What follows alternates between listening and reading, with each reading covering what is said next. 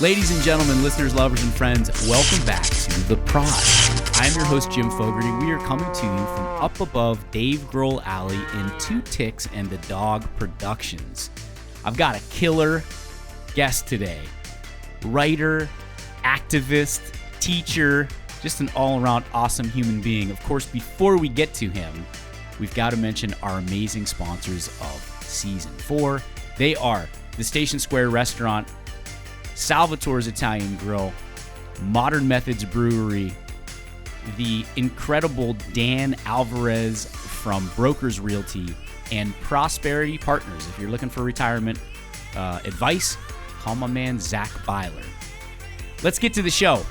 This guy is an incredible screenwriter. He's had some work recently produced, several works recently produced. He's also was a professor at Cleveland State University in the communications department, teaching screenwriting. We were supposed to do this show pre-writer's strike. Of course, the WGA and SAG have both settled their disagreements, and they've come to some agreement, and we couldn't do the show prior to, or during, I should say, the writer's strike. But because the writer's strike is over, we'll talk about that, and we'll talk about his film, Unseen, which is a cool little, like, very tight, I almost want to say it's, like, kind of written on a horror platform, but it's I'm going to let him talk about it, and I'm going to shut up. So, Salvatore Cardoni, welcome to the show, sir. Happy to be here. Man, I'm happy to have you. We were connecting back and forth, listeners, over the past couple of months, and I'm excited to have him in, although I am at a little bit of a disadvantage only because it's been a couple months since I watched his film, which is available on Hulu? Amazon. Well, any place where you could buy streaming, so Apple TV Plus, or iTunes, I believe, Amazon, but if you have MGM Plus, if you're one of the 6 people that have MGM Plus, yeah, you can watch it for free on there. Man, I'm going to get MGM Plus. I wanted to watch it again. I actually watched it twice. Once just to let it wash over me, and a second time to write some notes.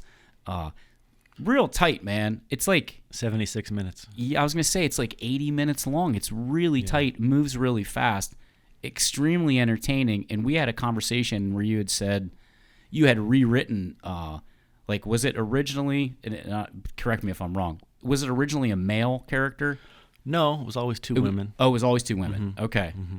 So give us kind of like the synopsis, because I don't want to. Sure. So it's called Unseen. It was produced by Blumhouse, the place in town in Hollywood that does all the horror stuff. The studio was MGM. Came out in March, and without ruining it for your listeners, the pitch is there's a woman in Michigan named Sam, who was played by the terrific actress Midori Francis, who is a new addition to the Grey's Anatomy television show.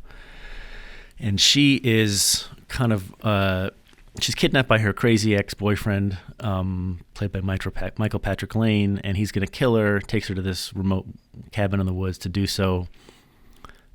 She escapes with her cell phone, but he destroys her glasses before she can kind of run away, and she's very, not blind, but almost blind, right? And in fact, in the first edition of the script, she was actually blind.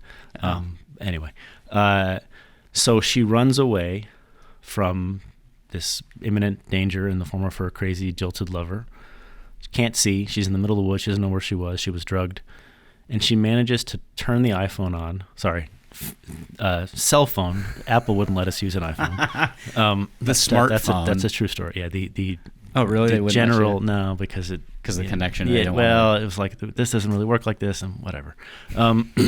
And she manages to hit redial on the last phone number that was incoming, who is a complete stranger, a woman named, the first woman is Emily, then Sam is a woman played by the terrific Jolene Purdy, who you might have seen her in season 1 of White Lotus, and she also did a bit part in early Breaking Bad. She's a wonderful actress, and she is kind of down on her luck gas station attendant in Florida. They don't know each other, and it's clear to to Emily, who's Midori, who's running, that if she can't persuade Jolene, Sam, to be her eyes, then she'll be killed. So it's kind of the basic truncated pitch is one stranger helps the other stranger be her eyes through FaceTime or video call to escape the crazy boyfriend, and it escalates from there. The script that we wrote, I think it was about maybe 102 pages, first draft that we sold. We did some rewriting for the director, the wonderfully talented Yoko Okamura, and we whittled it down because there was some budget limitations. We couldn't do certain crazy things that we wanted. There was a train sequence at one point in the script that had to go for budget. Anyway, I think they ended up shooting a 89 or 90 page script that in editing got down to about 80 minutes. Yeah, there's a great use of tech, right? So you're using this phone, and the director did a phenomenal job.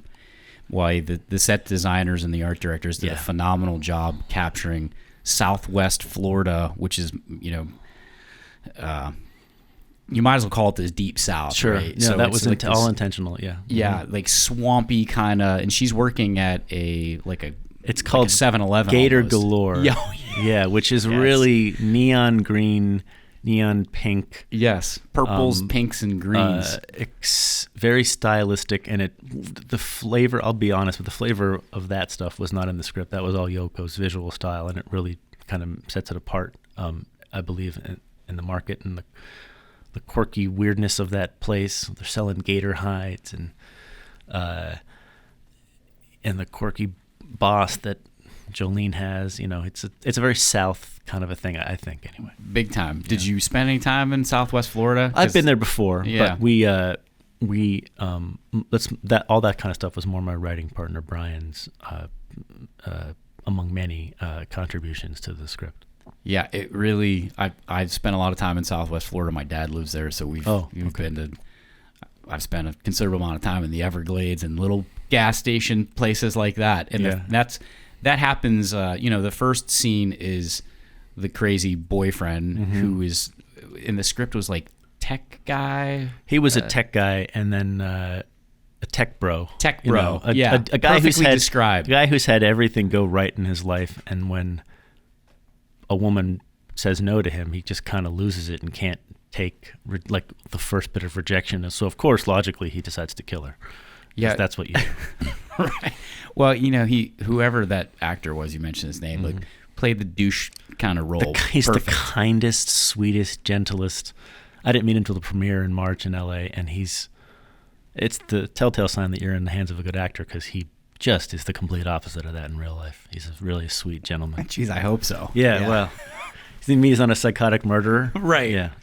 Well, so the story starts out, and we meet him first, right? We meet him first in the script, and then we meet her. Is it Emily? Yes. And she's in the trunk, and he's tying her up or whatever. And then we get into this gator. What's it called again? Gator Galore. Gator Galore. And as soon as that opens up, it's very stylistic. A lot of like Sal said, a lot of neons and whatnot. As soon as that opens up, and you meet these other characters, you're like, holy shit. Like, I've been to that place. It didn't have quite the ambiance as maybe the movie, but those type of characters. And then what happens is Sam is behind glass, and she meets this woman who's kind of a right wing. It's a Karen. Yes. Yeah, yes. That was completely intentional. We wrote Karen. Perfect. Like, it was perfect. And then she kind of hams up Sam being able to help Emily through this phone. And the director uses a lot of like POV shots and shots where you're seeing kind of what Emily can't see. Yeah. It actually it's a brilliant piece of writing and a brilliant film. because I think people can connect on it on so many levels. Anybody that wears glasses like what we do. My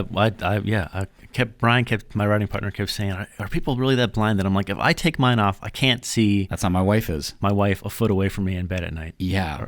So it's real.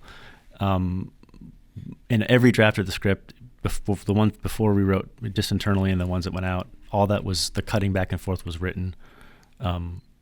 So if I'm walking in the woods, then, Sam at the gas station would be off screen OS, because we knew we had to lean into the tech stuff of it to get it accurate. How long did that script take you and Brian to write? So we have I don't know if it's unique, but it's our process, which is we kind of make sure that the idea works in a log line form. And once, I forget the log line, but it's, a woman who's blind helps another woman, or a woman who, a gas station helps a woman who's blind run from her lover, blah, blah, blah, through FaceTime. Like, that's a hooky thing. So we knew that worked. Once we ran it by our agent and our managers, they said, go write it. So, we kind of believe in knowing where we're going. So we write these very detailed treatments internally. I think the one for that was 19 or 20 pages. Very detailed character arcs, action set pieces, even some lines of dialogue. But before we do that, we have to break the story. What are we saying here? Because all we had was a log line, and that was maybe, June of 2020. So this is the height of the pandemic. We knew that coming out of the pandemic, Hollywood would want to prioritize one location films that could be kind of shot on the cheap, right? So that seems to do that, even though it's in the woods and you're running. The gas station is really contained, and the woods is just the woods. Just turn around, it's a different tree, right? So the way we work is, because I live in Cleveland, Ohio, and he lives in Palm Springs. If you saw my phone, it's just Brian. We talk for hours a day. I mean, literally hours. And to kind of two birds, one stone it, I walk outside. So I believe it was July of 2020, I had my little workout app or whatever. I would hit play on the walk app, and then we would just talk. And I think I walked almost 300 miles that month. Just around my neighborhood. Talking with him, breaking the story. What about this? What about that? And we are brutal with each other about, everything really. But with this one, we had to get the tech stuff right. We had to say what direction was it and where was it? We knew we had the idea, but it can go a million ways, Jim. Like, where was she? Where was Sam, the Jolene character? Where was she working? And how do we space that out? So I think it was actually 296 miles that I walked.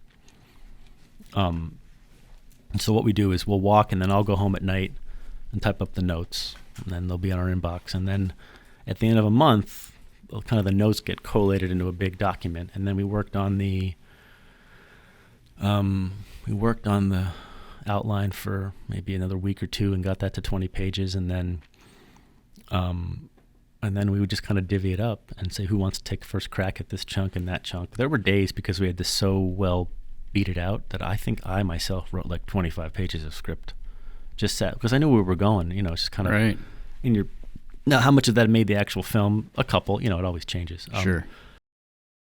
Lenten time or anytime, Station Square Seafood is delivered daily and always prepared fresh every time. And now to go with your salmon, swordfish, or any favorite dish, Station Square's small batch signature seasonings: lemon pepper, Cajun, or charcoal steak rub.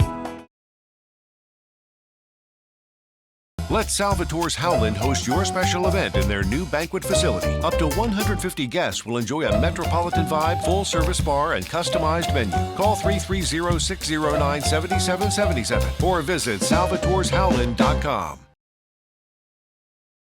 With that buzz of select Brazilian Dolce coffee beans, that brew Ipanema's seductively sweet beach coffee, they mingle a flawless measure of their crisp Darlene lager. Somehow, somewhere in a secret lab with modern methods, They blend the perfectly balanced, light, uplifting, gold medal winning brew known as the Percolator.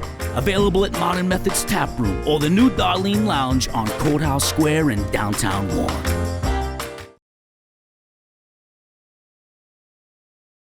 So let's see, that was July, August. We wrote the script in 2 or 3 weeks because we had there's two of us, first of all. We're both pretty fast writers, him faster than than me. And I would say by the end of September, we had a draft that the reps, our agent and managers loved and sent it out. And then our agent is at Paradigm. It's a Hollywood agency, whatever. And he sent it out around town, and we got the love the writing. If you've seen the movie, anybody listener out there, the ending scene is pretty emotional. That was in there, and we even got some emails from executives who said, I haven't cried in a script in a year, but that last scene made me cry. But it didn't sell, We had big time production companies taking it into different studios. And so, I was kind of like bummed out like a lot because I knew it was really good. And there's stuff we write that's not good, but I know this was a winner, and especially with the ending and like the castability and the low budget. Okay, so, but it's never dead in Hollywood till it's dead. And we were trying to come up with a bunch of indie kind of people. This is late into the fall, maybe December of 2020, of who could take it out to kind of a round two, right? And then we're trying to get to some indie directors, and because anybody that reads it loves the script. It's just like, who's going to pony up the 8 or 9 million?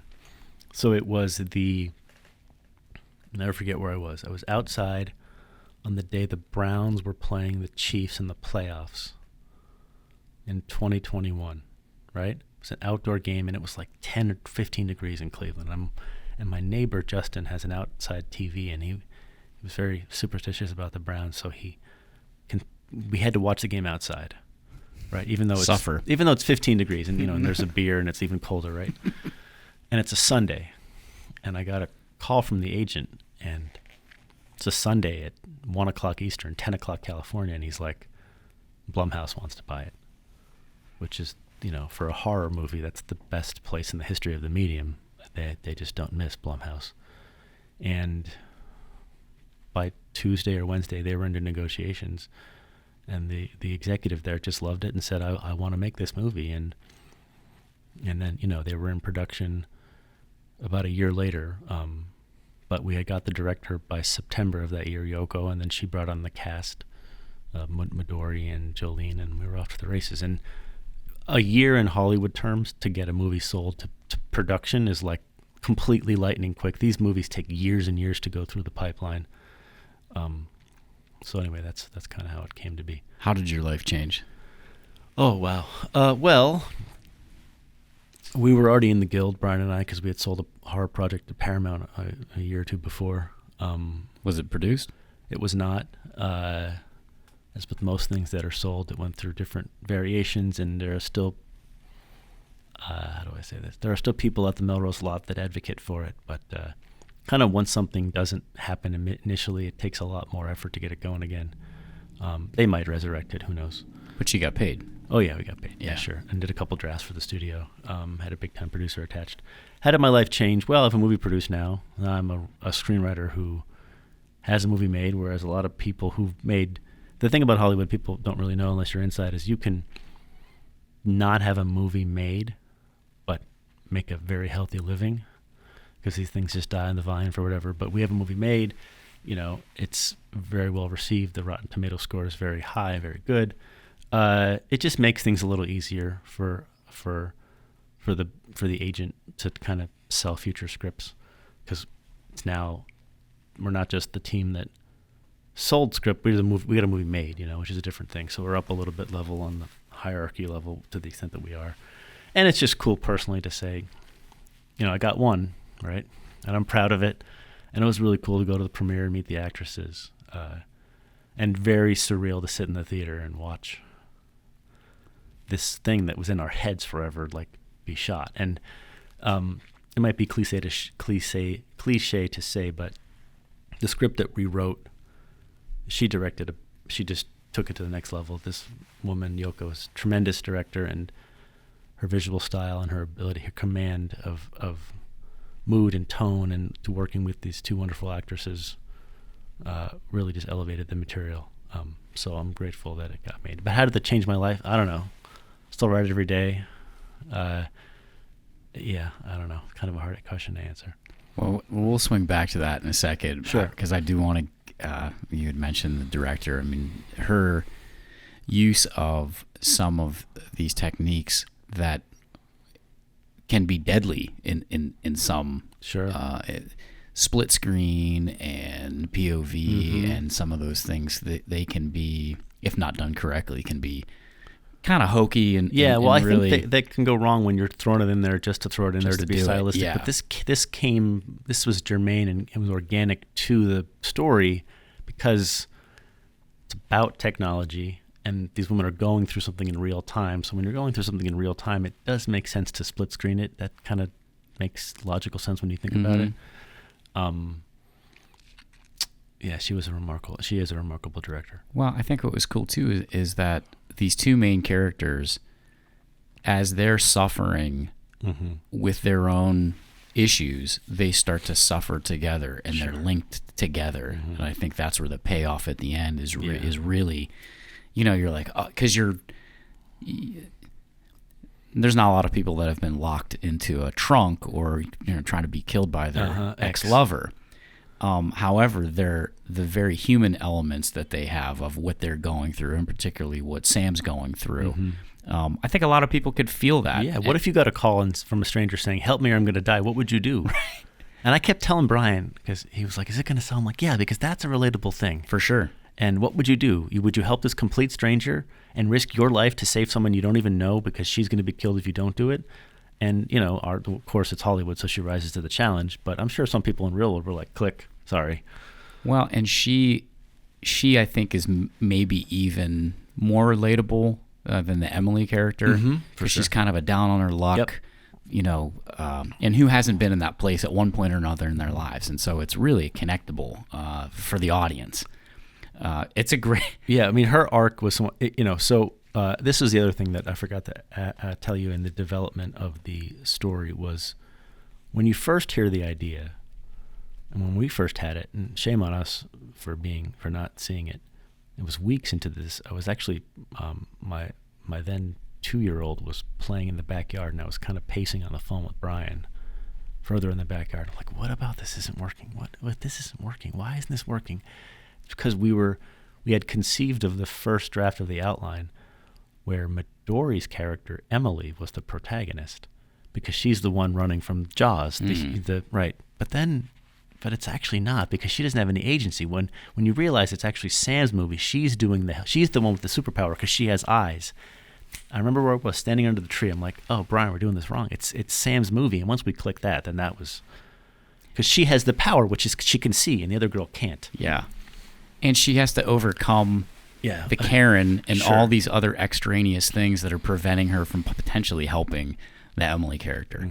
Did you write the pop culture references that are in, the Power Rangers, the Breakfast at Tiffany's, Walking After Midnight? What happens is, we might have had that song. What happens was when, we sold the script, we did 2 or 3 drafts and a polish for Yoko, and then every director has built into his or her contract if they want it to do a pass. So she did a pass, Yoko, and she made the script better. She changed a lot of those references. So that was her. And I think the script is better for. We had different references. We didn't have the Breakfast at Tiffany's thing. Some of the other stuff she added. I think it's for the better. We had different references. For the writers out there that are, these things, now you have 2 daughters of your own. I have a son. The connective tissue that connects me to my art has changed irrevocably for the better in my life and in my art because I have a child now, right? Prior to, all my creative works were like my child.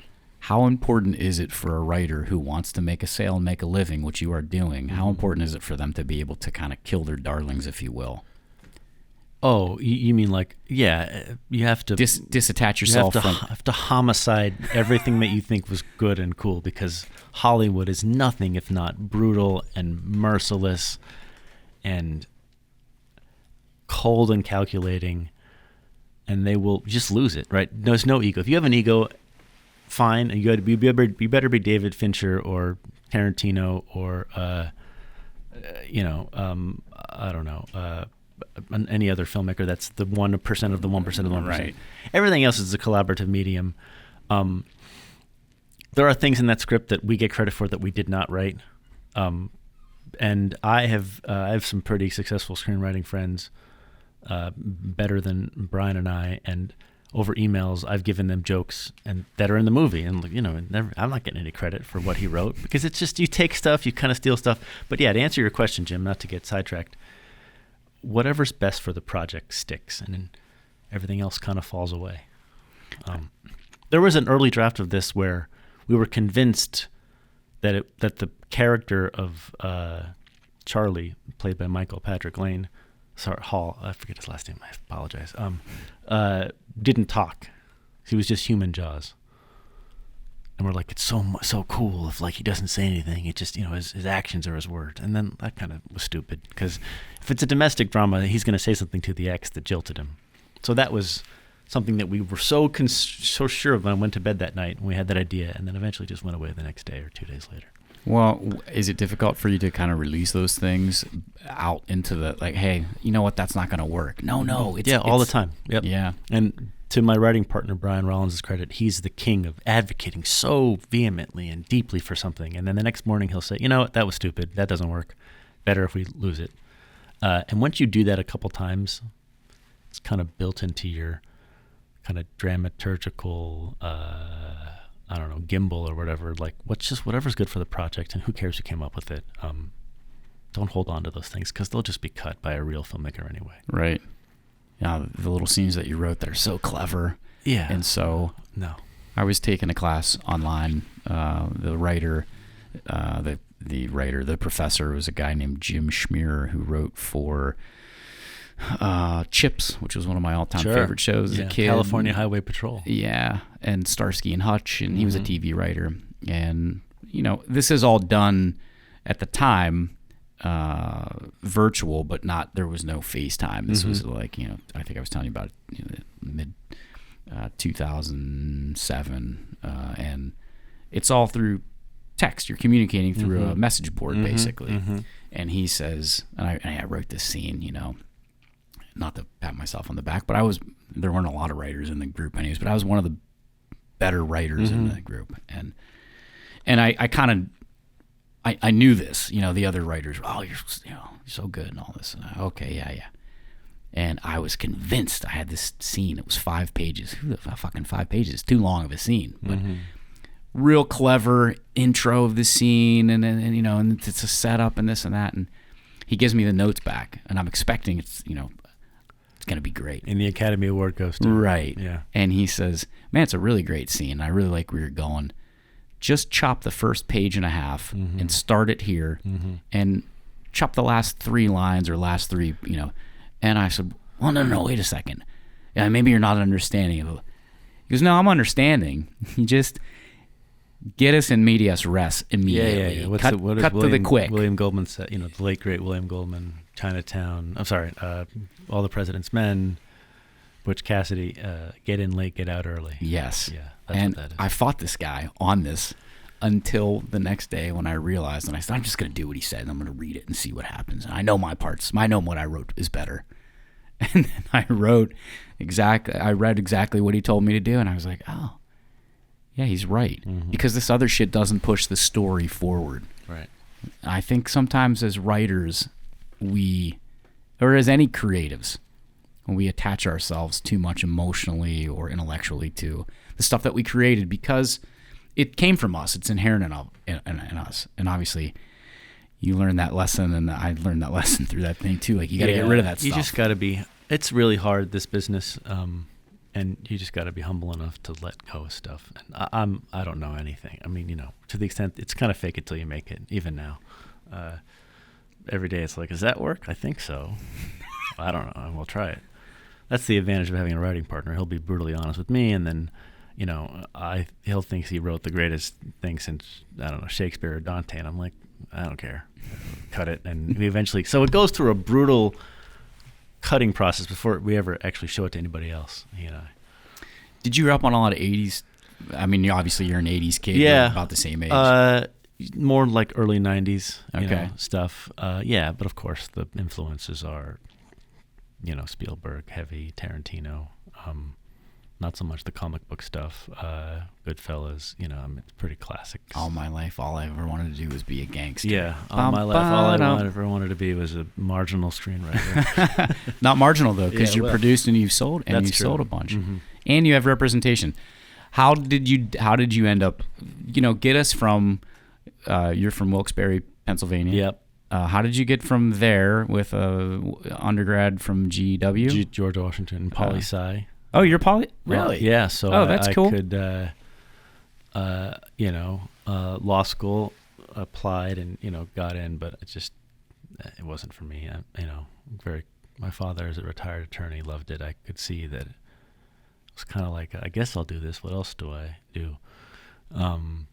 But it wasn't for me. I didn't want to have clients or anything, When I was at GW, I wrote for the school newspaper. I was kind of like I love basketball. I'm obsessed with sports, back then I was more than now. And I would cover the games. We were in the Atlantic 10 and, Xavier, UMass, St. Joe's. And I liked writing, so that kind of got me the writing bug. But I'm like, I want to be a writer. And I got into journalism for a while. I worked at NBC in D.C. I was like, well, I don't want news. Yeah. I like movies, so I went to film school at Loyola Marymount in California, where I met our great friend Murph. Yeah, man. Shout out, Eric. What's up, my if he's brother? listening. Yeah, from Long he's Beach. definitely listening. Yeah, he is. Went through the rigors there of film school. Moved with my girlfriend, now my wife, 3,000 miles away from the East Coast.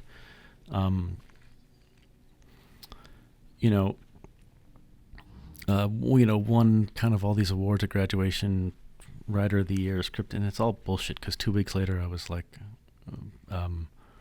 I was getting mail at a Beverly Hills tax attorney. I was like his assistant. That's what I did for a year and a half, trying to sell scripts, and he was cool. He knew what I was doing, so he'd let me have the computer there and I could kind of bang out a scene at lunch or something. Because nobody in Hollywood gives a shit that you were the whatever at the film school. They're like, and I just didn't have a script that was any good at that point. After film school, pardon me, I got the coverage bug, which is for the readers out there that don't know, it's a kind of a book report and a critique of a screenplay. There's so much volume of unproduced screenplays in Hollywood that no one has time to read an actual 2-hour script. They're having lunches, they're on phone calls, or they're talking to this agent. So they want kind of the Cliff's Notes version of a script. And I've read, 13 or 14,000 scripts or pilots or whatever. And so, I went to film school at a pretty good film school, but my real film school was the self-education of reading literally thousands of bad scripts and kind of learning not what to do. Along the way, almost had a couple sales here and there, little nibbles, enough to keep the hope going, right? What is Hollywood but death by hope, right? And then I moved to Cleveland for my wife's career, and she took the forefront then, and kind of still is. I'd saved up enough money from some side gigs to work on scripts for a little while, and then wrote a big action, crazy idea of a script that got me a manager. I'm kind of truncating this whole thing for your audience. That's good, yeah. Which I still hope to get made one day. It's a crazy idea. What's it called? It's called Norma.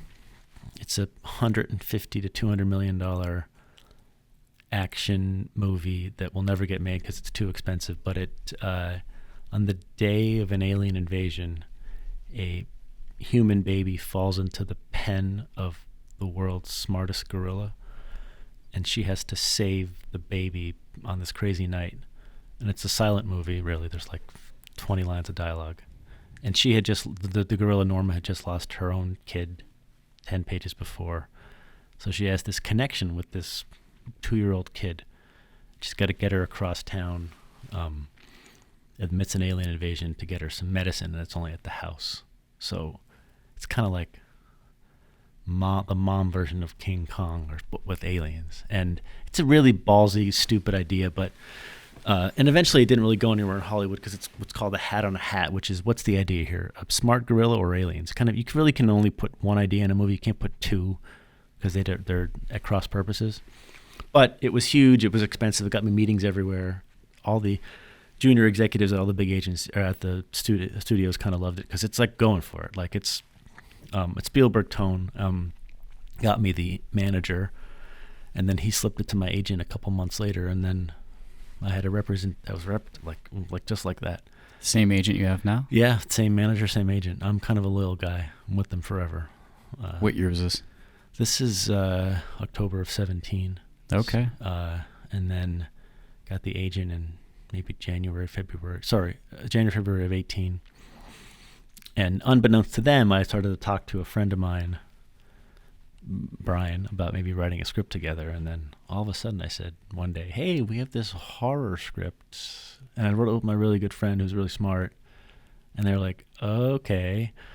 And then, once they saw on the page what the power of us to do together, right? Because we have different strengths that complement each other. They're like, okay. And then, we were on our way. Within a year we had sold something and then sold the other thing and, the unseen. And now we're trying to sell more of them on the daily. How was it, trying to make a living as a screenwriter? It's very difficult. The amount of time, and then also teaching at Cleveland State. Yeah, so I would teach. When did you sleep, I guess, is really the question. Yeah, well, not a lot. We'd work pretty consistently in the daytime around my classes. He had a little bit of a day job then too, Brian. And then I would go on a break for dinner and then just be grading at night or answering professorial emails, right, until 1 or 2 in the morning. And eventually I've kind of I told you earlier that I let that go. It was just the time commitment because now I'm a father of 2 young girls. And so I do like teaching, hope to return to it one day. But with the Hollywood thing going well, frankly, just don't have time to grade papers at night till 1 or 2 in the morning because you need sleep because those kids are up early. If I just had to lecture, that's a different story. But it's the grading that just takes forever because there's like 3 or 4 classes and there's 30 papers like twice a week. It's like hours and hours of critiquing. Also, it's weird, to be honest with you, as a fellow creative to critique another creative. It feels like, well, who am I to tell these kids that they're not doing it right? Even though I kind of do know that this says that, but it always felt a little weird to me. Anyway. Maybe that's just because it's college, because it didn't feel that I taught part-time high school. Yeah, uh-huh. And well, I could like grade a math paper, but I'm saying like it comes down to the idea choice. Portion well, of it. It's a choice, a taste thing. You can't litigate taste. You can't litigate religion. I believe in this God. Well, I believe in that God. Well, who's right? Well, I don't know. You better believe me. But if something's formatted sure, incorrectly. Of course. Yeah, those are things that are easy. But like the taste thing, it's like, am I really the guy that's going to critique a joke? Right. Because you might think it's hilarious. You're like, it's a real knee slapper, and I didn't laugh at all. It's subjective. Completely. Yeah. So that's the hard part. And it's like 30 or 40 a night, times 2, times 3. So grading subjectivity was both time-consuming and, I have my opinion, but am I going to flunk a kid because I didn't think a joke was funny? Were you teaching as you after you had sold the first? For just a little bit longer because I had committed to the program. Because they call you up months before. Do you want to teach this semester, that semester? Sure. And when we had sold the first one, and the next time I lessened it down to 1 or 2 from 3 or 4, and then just 1. Then eventually, I still don't have the time. So you had kind of bird in hand before you, right? It's like you got the sure thing. You're going to get paid from the state, from the university rather, versus we're writing this on spec or now it's all pure betting on, us. Yeah, but the proof's in the pudding. Yeah, sure. Well, you get some proven sauce now. Yeah, thank you. What Are your projects more write for hire, or are they more spec driven now? Some write for hire, some are spec driven. To be honest with you, what do you prefer? Well, where's the money, right? Good answer. You can kind of do more on your own what you want if it's a right for yourself. We've learned that to begin to come close to a full-time kind of salary or whatever that is in a gig kind of economy, you kind of have to have. Brian says all the time that we're farmers, and you have to tend to multiple fields at the same time. Frankly, we have like 7 or 8 projects in development, various stages, early to deep development, because at any one time, that field's going to get the plague or whatever, burned, and then this crop didn't grow, and then you thought that field that wasn't going to grow is now going to grow super well, So you have to kind of juggle. Like we have 4 or 5 heavily detailed treatments right now, which for your readers or your listeners or watchers, whatever. I was going to ask you. Yeah. It's the whole story is ready to be written. It's this beats and act movements and character lines of dialogue and stuff. 20, 25 pages. And we could write any one of them at any one point if we feel that it's ready to go. We also we do mostly genre stuff, so mostly thrillers and dark comedies and horror. And we play with different budgets. So we have stuff that could be $200 million movies, and we have an idea that's $100,000, kind of do it yourself. Kind of got to juggle multiple things to kind of keep this going. Are you writing in a formulaic sense where it's like, here's the inciting incident and here's... Well, you kind of internalize all that stuff. I read all those books. I read Sid Field. I read Bob McKee. I read... Save the Cat, right? All that stuff. Went to film school, and then you kind of know. Now it's just like, what does it feel right organically, and you kind of we do all that stuff, but you want to you never want the writing to be felt, right? So you don't want like, I felt the writing there. That was a really obvious choice, and you could feel the writer's hands on the wheel steering the ship in a certain direction. But yeah, like internally, I will say I'll use all those terms, and then they fall away naturally when you kind of show it to the world. There's a point seems to be at the top of the third act in Unseen, and the tables get turned a little bit, and I think on Tech Bro, or maybe not, because these notes are. Couple months old. Sure. But my note is saying, which begs the question, why didn't Sam just call the cops at the beginning of the thing? Great question. Because I believe that she does try to dial 911 and she can't see. We had long discussions about this. Like these are the kind of things I'm talking about. We would talk for days about this tech stuff, right? And the idea being that she's so blind that all she can do is see. She can't find the numbers on the phone. Well, not Emily. Why doesn't Sam call the cops? Oh, Sam. She does, and they can't get there quick enough. That's in the movie, I think. Oh. Yeah. Oh, sorry. I believe, as the writer, I should know this, but probably as a viewer, I should know it too. Yeah, since I'm asking the question. I think it's either she does and she tries to. There's so many different drafts of this, Jim. I forget myself. And it's also because I don't think she can hang up the phone if she hangs up and just call 911, can she dial her back? That's what I think that's what we settled on. Okay. Because if you hang up to make the call to police, first of all, you're calling the police in another. No, you're calling the police in your jurisdiction. Yeah, and she's in another. Right. state. So she would have to use her smartphone, which she doesn't have battery on, to go to Google to find. This is it. Sorry. Yeah. You're bringing like a lot of memories of June of 2020. We're figuring this out. We reasoned, and could be wrong, we're human writers, that when you just dial 911, it goes to Warren, Ohio right now. Right. And Emily didn't know where she was. She didn't know that she was in northern Michigan. For all she knows, Charlie, when he knocked her out and drugged her, could have taken her to Timbuktu, Colorado, right? So how would Sam in the gas station know what police headquarters to call. First problem. Second problem is, how do you explain that and then be believed? Hey, I'm calling from Tallahassee. I think this girl's in the woods in your jurisdiction. Am I calling the right local police, or is this the sheriff's department?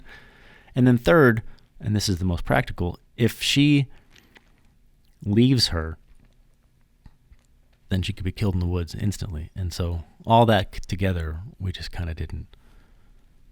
That's how we, got around it. It's good. It's good rationale. Yeah, we would do, and these are the kind of things. But we think we would have had that, and then he would text me like 11 o'clock. Hey, this is busted. This is logic.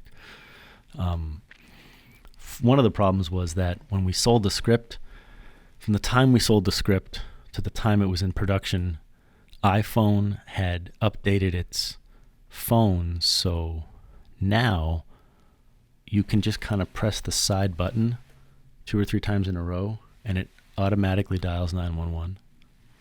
Oh. Which was like a terrifying moment for us, because we're like, then there's no movie. But this was written before that. Also, we did a. Who really knows that either? Correct. So what we did was I'd asked my mom, my dad, my sister. My wife asked her sister and her dad. Brian, my writing partner, asked his girlfriend, and I think we asked our agent and our agent's wife, and one of the 9 knew that you could do that. So that was when we were going to go use the iPhone. And I think, anybody at Blumhouse, don't send a lawyer letter to me, but I think Blumhouse's lawyers contacted Apple and were trying to get Apple to approve this. And they eventually didn't, for a reason that I never quite fully was given. And so the obvious creative answer was, you just made it a smartphone. And it's so easy. Did you guys write it as an iPhone? We wrote it as an iPhone. Did you think it was like, we'll get some product placement on this? We did, yeah. Frankly, it was so stupid, because if we just done smartphone, we wouldn't have had to have all these tech things, because it's a generic phone. It does whatever you, the writer, needs it to do. It doesn't. Right. There was a point where I live in Cleveland. I went to the Apple store in Chagrin, introduced myself to the Genius Bar guy, and I'm like telling him I'm a Hollywood writer, and he's like, oh yeah, look at this douchebag. And I need to know if this phone does this. And he's like, what are you asking me? I'm like, and I have like Brian on speakerphone, I think, and we just want to know if this is accurate, because we're trying to be so specific. This is a very grounded movie, right? Sure, right. And he was like, I don't know, I guess. And so we wrote it, and it was like a big day. I'm like, yeah, I went to the Apple store and I got the tech guy to say that this could happen. And then, of course, 3 months later, it was all gone because they just made it a general phone. Oh, that's funny. Yeah. Well, it's interesting that you went through those steps, though. And I think that that's imperative that a writer does that, because you have to be able to some point explain it to, especially in this medium, you have to be able to explain it to the creative collaborative, the director, the producer, whatever. Well, what you don't want any bumps. There's a screenwriting term, a reader or an executive or an agent. I bumped here, I bumped there. We are fine with people bumping on character or emotion, but if it was the tech bump, that could be fixed, right, Jim? Yeah. And we wanted to kind of make it tech bump proof, and we did our best. And then it didn't really matter, because they just made it a general phone, and whatever happens, happens. I have notes here, and I want to ask this question, but I just realized in asking the question, I'm going to give away the ending. So I'm not going to ask. All the people that didn't see the ending of the movie Unseen, which came out in March 6 months ago, just go walk your dog for 10 seconds or 15 seconds. Yeah. Okay. That's fair enough. Okay. That's fair enough. Yeah. So it's a little spoiler alert, right? So the end, right? She's calling a suicide hotline, which is really the number that she meant to call the first time before she got the wrong number to Emily. Very powerful, right? Man, it was great. Yeah. And it was totally... It was hiding in plain sight. It was... It's a perfect way to put it. I was like, oh, fuck, okay. Yeah. Because it makes sense, right? She's this kind of down on her luck, I don't like the term, because I feel kind of akin to her character, but lovable loser kind of. Sure, no, for sure. Right? That's who she is, yeah. And then you're like, oh, man, what a twist. And I didn't even think that there was going to be this twist. Kind of twist. Then I'll tell you exactly how it happened. Yes. So. Want to be debt-free faster, save money in taxes and insurance, and retire with more wealth? Call Zach Byler of Prosperity Partners Financial Solutions today for full-service financial advisory. 330-219-5225. If you're looking to buy new or sell your current home or commercial property in Northeast Ohio or Northwestern Pennsylvania, look no further than Brokers Realty at brokerssold.com. Top Shelf Bar, 450 wines on hand, and your choice of local craft beers, including Modern Methods Brewery Double IPA, now available at the Station Square restaurant. Most agents in Hollywood send out scripts to go to the town on Tuesdays, right? This is generally speaking. The idea being if producers want to read it immediately, they can read it Tuesday, Wednesday, and then a producer could take it into the buyer. There's a couple hundred producers, only like 10, 15 buyers. Jim Fogarty Productions wants to take a script in to Paramount, right, on a Thursday. Because the idea is you want to gin up a spec bidding war so that the sale happens kind of by Friday. So most go out on Tuesday. So I knew our agent was sending out this script on Tuesday. It's a Friday before, and it was like 6 o'clock Eastern time, and I'm pacing in my kitchen. I'm like, this is really good, but I just want one more punch. Like, what is it? And I was talking to Brian, and we couldn't figure it out. And then, I don't know if he said it or I said it, but I was like, we got to bring the card in. So we knew that she was suicidal, right? That was always something in our character bio that we knew. But I'm like, why don't we just... And he was like, yeah. And so I think I wrote the first scene. I changed the first scene where you see it, and then you flip it, and then he wrote the last scene in like 5 minutes. And there it is. So in other words, Jim, to your readers who are listeners who are writers... We knew we had that. We just didn't. We just put it in the script. We just kind of left it out because it's like, oh, she's suicidal at the hotline. It's kind of like first thought, melodramatic. But here it was a payoff, and we knew it would punch. Especially because it's not the kind of thing that you see. This isn't like The Usual Suspects or whatever. Right. It's not. It was. I think it works because it's an emotional twist. It's not a plot twist. Yes. Like it's like, oh, she's. Of course, that girl who's working at a shitty gas station who kind of feels bad that she kind of sort of killed her mom would be suicidal. And the card, I mean, the beautiful part of what Yoko did, how she shot it, was the card that she called to prevent her to keep her alive, to save her life, actually did save her life in a completely different roundabout way because by saving Emily, she saved herself. And so that's... Yes. Which made that's I think that element and some of these other elements that you put in, how these two characters are kind of interconnected, feeding off each other and their own tragedies. They're both helping each other, even though Emily is the one that needs the help. Mm-hmm. She's helping Sam, and all a host of everything, but basically find purpose. Sure, of course. That humanization, I think, elevated this thing from being like a suspense kind of, I don't want to say horror because horror I always think of like I guess it is horror though because the boyfriend was a killer. Yeah. Elevate it from just your typical I want to get lost in reality for an hour and a half and watch this movie to something that humanized the characters and really connected the audience emotionally, which is really where I think the genius of this. Don't get a big fucking head, okay? But yeah, well, too late. No, I'm just kidding. But hold on, that's my agent calling. Yeah. But that's like the genius of this story is that it humanized it and it made it like relatable because when that moment happened, I was like, that's where the buy-in really. That's where I was like, if you, I was like, oh, okay, this. And you had something to say. It wasn't just like correct. It wasn't empty. It wasn't empty calories. It wasn't a Big Mac. It was a piece of, I don't know what the it was a filet or whatever you want to call it. Yeah, however you want to. Yeah, good stuff, man. Thank you. You're welcome. What is the process for you guys to develop these things? You mentioned he's in Palm Springs. Mm-hmm. You're in Cleveland. I've had some writing partners in my, before, some of whom were not as trained. You had mentioned that Brian was a Rhodes Scholar. He's a very smart guy. Yeah, in anthropology. Yeah. Yeah. Mm-hmm. And so how does that process work for you guys?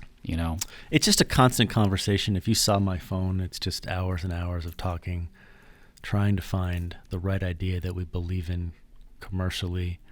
And it kind of always is evolving, I think our agent will want us to write more script, but we know that we have to make sure the idea is right before we ever write it.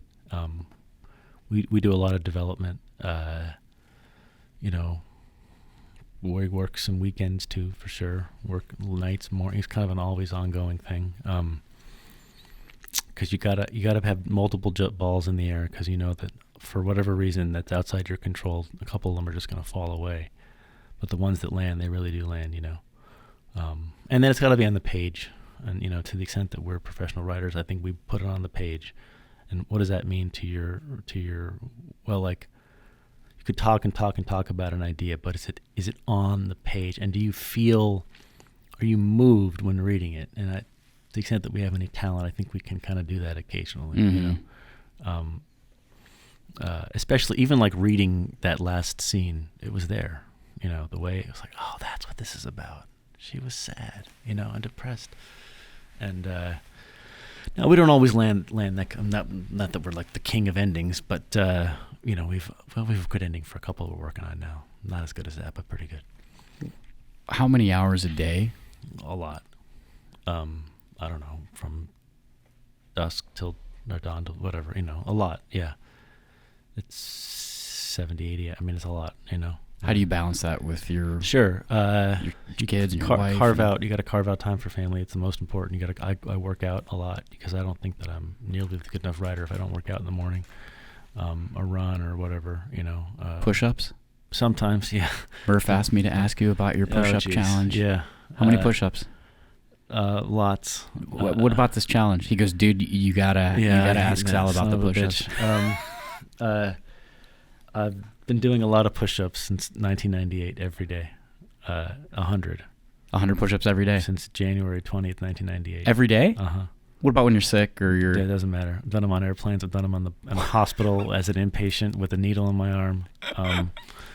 That son of a bitch. Only a couple people know that. That's funny. Well, now the whole fucking world knows, which is great. It's going to blow up on iTunes. Yeah, I've done them on a train in Europe. I've done them...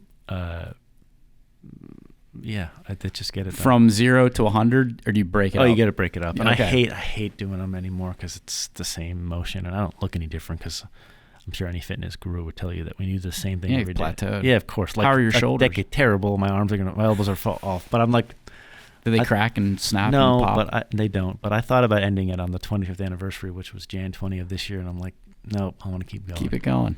Yeah. The push-up streak.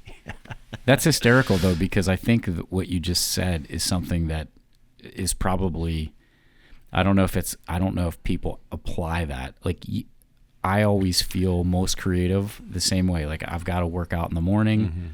Mm-hmm. It's got to be something that is where I don't think about anything else. I'm not focused on what project I got to shoot today or what meeting I have. I'm just like, jiu-jitsu kind of did it for me for a couple of years, and I, health issues and some COVID and whatever, but like that type of solely focused on a physical activity, I feel like it springboards your creativity. Yeah, in the mornings I don't do it because of whatever. I'm taking kids to school, you can feel it. I will say this about this career. It's very, very difficult to be a writer, a professional writer. So you have to be a self-starter, and you don't, because it's the easiest thing in the world. I don't want to make an excuse, today. Right? Oh, I think I'm going to rewatch all of the Hitchcock movies to be inspired to write my thriller, which you will never write. Film school teacher of mine and Murph's, Steve Duncan, he would say, "Get your ass in the chair, motherfucking write. Just write. If it is bad, you wrote something today. Spit it out." Yeah. Do you edit while you write? Well, we do so much talking, Brian and I, he likes to say that we practice the Socratic method, which is we just question everything. If you heard us, it's just question, why this, why not that, how about that? And then once we've beaten it to death with our questions and it still is there, okay, it's good enough to be put in the screenplay, whatever it is, an emotional turn, a plot point. And, so we kind of run our business kind of like a television writer's room, which is just talking about the story and what could it be. And then eventually someone goes and writes it. So the secretarial enterprise of typing it out is just that. It's just notes, right? But the real writing has been done breaking it, talking. While I'm pacing up and down my street, my neighbors think I'm crazy on the phone. And they know now that's not to interrupt me because I'm just, I give the wave and I'm deep in like a story, plot point twist. But yeah, the self-starting is what you really kind of have to do, because it's the easiest thing in the world. I don't feel well today. I'm gonna, I don't want to write. It's easy to find excuses For or sure. to drag your feet. Drag your feet. Yeah. And we don't, because we write quickly. There's two of us. Couple scripts a year. I think most writers can do 2 a year, maybe, honestly, like maybe 3, but we can do more than that, because if it's fully broken, and I count writing as breaking the story too, actually more so, which is why we spent so much time breaking the story on Unseen. There was a draft where there was a train sequence. Blumhouse cut that out. We're like, we don't have $2 million for the train sequence. So there was a sequence where the bad guy Charlie's coming up on Emily, and Sam hears a train whistle, and so at first they're going to try to stop the train, right? Meaning finally someone can save her, but it's going too fast, can't stop. So then it blows by her, and then Emily, or Sam from the gas station, says to Emily, well, it's open car. I can probably get you close, and you can kind of jump on it. So try to imagine a blind woman jumping on a moving train to get away. And it was like this incredibly, and like what I like doing the most is writing these kind of action sequences. They're not Mission Impossibility, but they have all the setup and payoff and like the build. And I wrote this beautiful like 8-pager. And the very first thing the producer on the phone said to us when we sold it to Blumhouse was, the train's got to go. It's too expensive.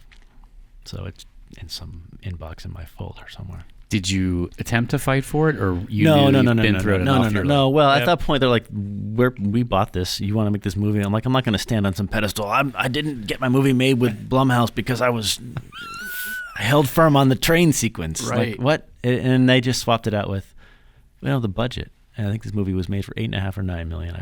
I forget. And that alone was $1 million or $2. And what did it do for character? I think we swapped it out with some other thing that was much cheaper on the cliff, or I think something, I forget. But do you find in your teaching or in your coming across other writers, like you run into a lot of people that want to make this stand because it's their creative, this is my baby kind of thing? Yeah. And you let them him and ha and moan about their vision, and you kind of know, well, that's not how it's going to work. Again, if you're Greta Gerwig, if you're Quentin Tarantino, if you're, I don't know, Scorsese or whoever, right, the top 1%, you can do that. Yeah, but you probably couldn't do that when they were just starting out, right? I do you think Tarantino did that on True Romance? Well, no, but because that's why he didn't direct it. But on Pulp he did, and certainly on Reservoir. That's not how I think this is done. I think it's a collaborative medium, and it takes everybody, a village. It takes a village is a cliche, but it's completely true. Yeah, definitely. Yeah. So 2 questions, because I want to get them both out before they slip through my fingers again. You mentioned it as a business, which I think is super smart, right? This is show business. Yeah, it's not show hobby. Right. So the business part of it, are you guys, is it, I'm just kind of curious just for my own purposes. Edification. But, like, is it the Sal and Brian LLC, or is it like, how do you guys structure that? Is it? We're paid individually. Okay. Is that per the guild? guild? No. Well, you get paid, and then everything's just half everything. That's how Sure. But we, pardon me. We soon likely will set up our own corporation, so that the studio pays the corporation, you pay yourself. But I just didn't do it yet with my accountant. Yeah. Then you can use you expense the it, computer, everything. your write-off, your movies. The gas down here to talk to. Exactly. You're doing promo stuff. Prodco. Yeah, it was to write this off, write off your Amazon bill, write off going to see Killers of the Flower Moon, write off the popcorn, write off whatever you want. Anything is a business expense. Well, it's research and development, it's et cetera, et cetera. Yeah, that's a good. I learned that after 2 years of doing this, and not, oh, wait a second. Oh, I can. Makes it nice and. You just have to keep a track of everything. You gotta keep good records. Frankly, though, We just put it all on a credit card. Correct. That exactly accrues it for you. Yep. And then you get the miles on it. And when you want to fly to LA for your meeting, you just use the miles to do that. Yeah. When you guys create a treatment or an outline, is it an outline? And do you, I'm just curious again for my own edification, right? You've got the whole story, like my process is, right, like I'm a note card guy, same kind of deal, right? Or actually it starts on a legal pad, and I'll write out each individual scene, what happens in the scene, maybe bits of dialogue, maybe not. Those scenes go on a board. Does it work? Oh, this scene needs to go here. He needs to make love with this girl sooner so that there's a payoff later. Is that typical? What's your office look like? What's your writing space look like? Well, I'm in the basement. Okay. Yeah. And when I was by myself, I guess I would do what you're talking about. But now having a writing partner, it's just kind of talking through the, most of the time we're walking and talking all day long, and I'll take notes to myself. That was that, and then at night I'll go type up the notes from the call. I'm much more organized than Brian. He can remember it all. I forget it if it's not written down. And we were working on a thing for an animation company that I will not name in March before the strike, and just wasn't work. They kept telling us this one note, and it just didn't work. It didn't make any sense, and it kept changing the whole kind of thrust of the story. And we kind of abandoned it after like five weeks, and we wrote this massive email to the executive saying, this is why we don't think this works. And it was like a 2,000-word email, and he was like, yeah, you're right. But we wouldn't have discovered that if it not been for hours and hours and miles of talking. And it was just unpacking this idea. And we had gone to script Jim with it, it would have fallen apart completely. So that's why we kick the tires so much, and just, like I said, this Socratic method. Does this work? Is this right? Why isn't it work? What about this? What about that? And eventually it just kind of falls into place, I don't know if that answered your question. Yeah. That was meandering. So I guess when I was by myself, I would do the note card thing, but what would the note card do for him? Like taking pictures on my iPhone of my wall and he could look at them? That doesn't make any sense. Right. Yeah. What is it like being a Hollywood screenwriter and living in Ohio? Right. Great question. It's, first of all, you have to be able to take a phone call later in the day, because inevitably when I'm eating dinner or trying to put my two young daughters to bed, the phone will ring at 7:32 p.m. because it's 4:30 in California. And if it's the agent, you got to pick it up. If it's somebody else, you can kind of wait till the next day or call them later. So that's, your hours are just different, right? How important is it to be accessible? It's very important. Because these things are so hard to get moving that if you I'm available in 10 days, that's not going to work. So you got to be available, all right? The way it works is you write something good, and then every junior executive at all these production companies or studios want to meet you. They want to meet the guys that wrote the script that they liked, even though they didn't buy it because they liked the writing or whatever. So you do all these, what's called the water bottle tour. And you go out there and you fly out there for all these meetings. Oh, what's it like? How'd you guys meet? Meeting me and Brian, and then would you have anything for us? And it's kind of, that's how we do them all the time, these water bottle meetings. In 2019, I was in LA 5 or 6 times, and I slept there 51 nights. I had a 1 or 2 year old daughter at the time. It's very expensive, right, to fly out there that many times. This on your own dime? On miles, credit card, whatever, and then hotels and staying with friends, or just, that's 50 nights. Think about that. That's It's a lot of nights away from your family. Pitching a movie too, so it wasn't just like a general; it was like an actual project. And then once we sold that movie to Paramount, and then wrote the other one a couple years later, the pandemic obliterated in-town meetings. No one. This is for feature writing, I should say. If you're a TV writer, you kind of have to be there because the writers' rooms are mostly there. I've been back once or twice since that trip. Everything else is Zoom. So what does that mean in Cleveland? You have to be able to do a Zoom at 7:30 at night because it's 4:30 in California, Meetings never start before that. Maybe there's a 10 a.m. meeting, which is 1 o'clock. So it just changes the day. It's certainly a lot cheaper with Zoom. You don't have to fly out there. But I do miss some of the happy accidents that might happen through interpersonal, being in the same room with somebody. But that's the new norm now. I don't even think, we had an executive tell us once, why would you fly out here? I wouldn't leave my apartment in my pajamas because I'm not going to come, right? Like I think his apartment was in the Valley and he worked for Sony or something, and the meeting would have been on the Sony lot. And he's like, I'm not coming to Sony. Why? You're not driving an hour to do that. No. And I'm like, well, then I don't have to fly 6 hours either.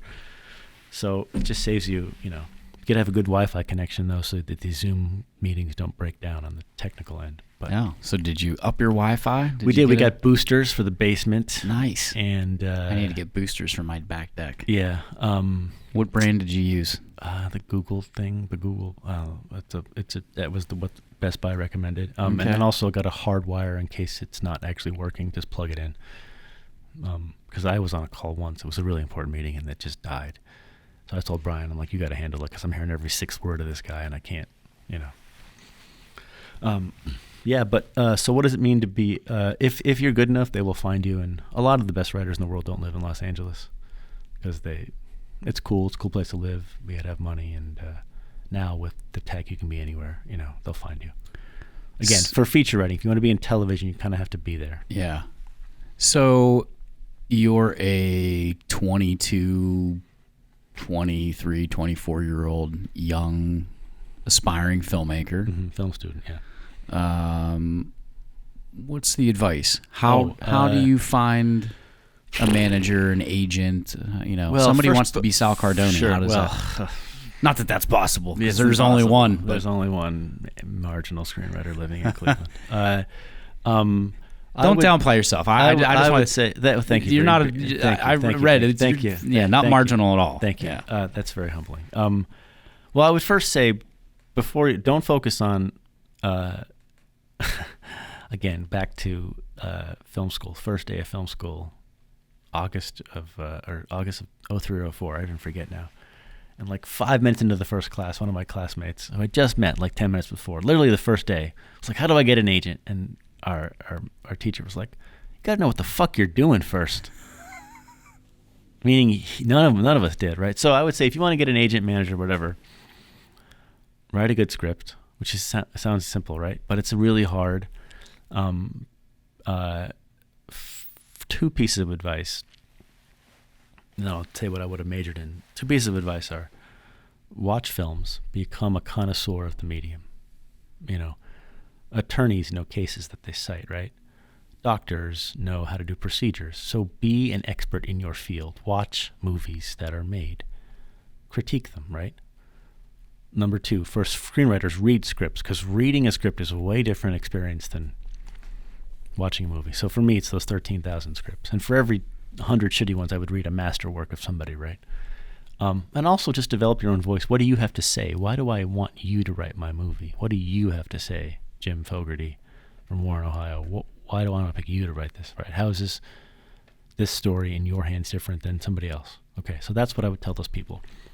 I'm often asked this question: if I had to do it again, what would I major in? And I've thought about this a lot, and here's my answer. I would not have majored in poli-sci in undergrad, because what is that? I guess you could argue I know how to form an argument written-wise, so there's a beginning, middle, and end to a statement, right? Because all a movie is a persuasion of an emotion, right? Okay. I would have majored in English, which means I would have forced to have been read all the greats, right? So you know how to structure a story. What is a piece of written material? And I would have minored in psychology, or psychology, because think about your favorite movies. You don't really remember the plot. You remember the emotions of the characters, right? So how can you get inside someone's head if you don't know how the brain and all that chemistry and mental illness works? So that's what I would have focused on now. And then I would have gone to grad school for the craft. So I learned how to write generally by reading all the greats. I would have learned how to get inside somebody's head to develop character by minoring in psychology, or maybe switching, maybe major in psychology and minor in writing. I don't know. And then screenwriting is a different craft, and so I would have gone to film school to learn the same thing, the craft of writing, because it's a very different thing than writing novels or whatever. How much is it, how important is it, and when we find this in our field too, right? And I was talking about my creative partner, Matt Smith, mm-hmm. who's a wizard and he's certainly he's a great human being, and he's one of my best friends. He's not the most socially forward guy. He's not the guy you send in the room to pitch the project. Sure. How much of it is, as a writer, being able to pitch and being able to sell? It's a lot. Yeah, it's a lot. How important are those skills to develop? How do you develop them? Well, most writers are, I think, a general study of writers would say that we're introverts, right? Sure. Brian and I happen to be very good in a room. Gregarious, funny, quick on the phrase, right? One story I'll tell you is when we sold the pitch to Paramount in the summer of 2019. I was out there for 14 days, so we had 12 pitches, which is, again, for your audience doesn't know, you go in with a major producer. Hey, this is Sal and Brian. I trust them. You've read their spec script. You know they can deliver. Here's the story that they're going to write if you hire them to write it.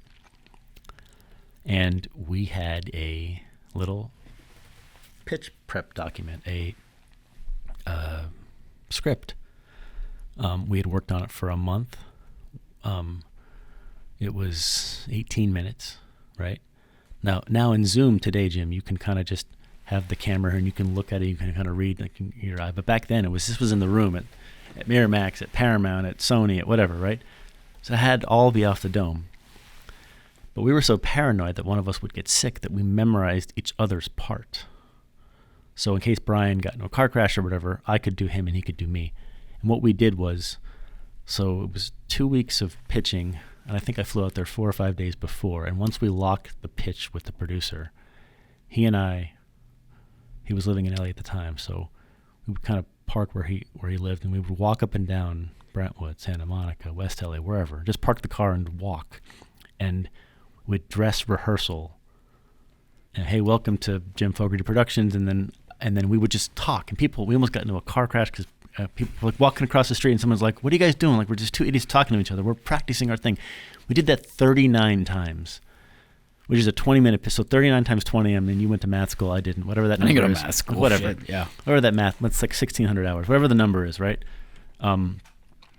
So we were totally prepared when the actual pitch happened. That when it came to audibling in the room, well, we had our part memorized, so we could make a joke here or there. So it's a long, circuitous answer, a way of saying you got to be prepared for these oral pitches of a movie, and you have to be able to be so prepared that you kind of forget it and kind of go with the instinct, and you have to be nimble and kind of dance on your feet.